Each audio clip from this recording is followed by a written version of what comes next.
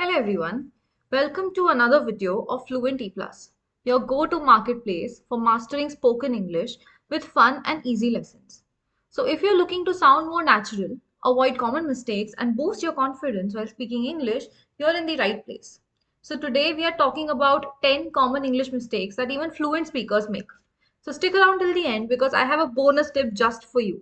So let's get started. Many English learners make common grammar mistakes that can easily be avoided. Let's go over some of them so you can improve your accuracy and confidence in English.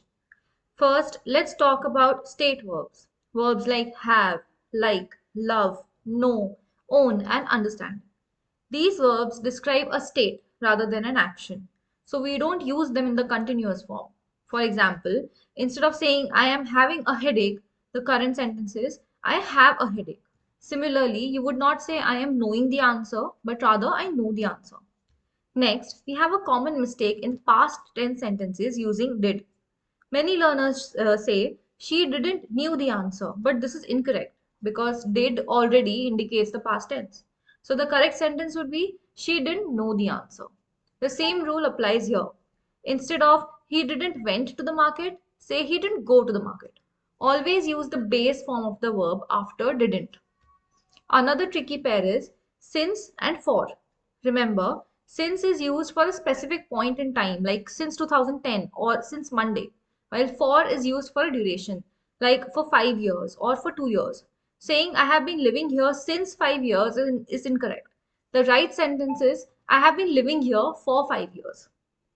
A frequent mistake is adding an unnecessary S to people. Many say peoples are very kind here, but people is already plural. The correct sentence is people are very kind here. Instead of saying the peoples of India are diverse, say the people of India are diverse.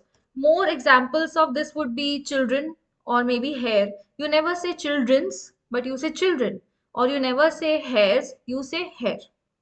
Let's clear up the confusion between less and fewer. Use less for uncountable nouns like less sugar or less water, and fewer for countable nouns like fewer apples or fewer books or fewer people maybe. Instead of there are less apples in the basket, say there are fewer apples in the basket. Next up, your and your. Now, your shows possession like your book is on the table. You are or your is a contraction of you are, like you are very kind. So instead of saying you're very kind, the correct sentence is you are very kind. Another common mistake is the incorrect use of too and very. Too means excessive or more than needed, while very simply emphasizes an adjective. Saying this food is too delicious is incorrect. The correct sentence is this food is very delicious. Now let's talk about the verb discuss. Many say, let's discuss about the project. But discuss already means to talk about something. So, about is unnecessary. The correct sentence is, let's discuss the project. A similar mistake is using can be able to. Saying she can be able to swim is incorrect because both can and be able to indicate ability. So, you don't need both.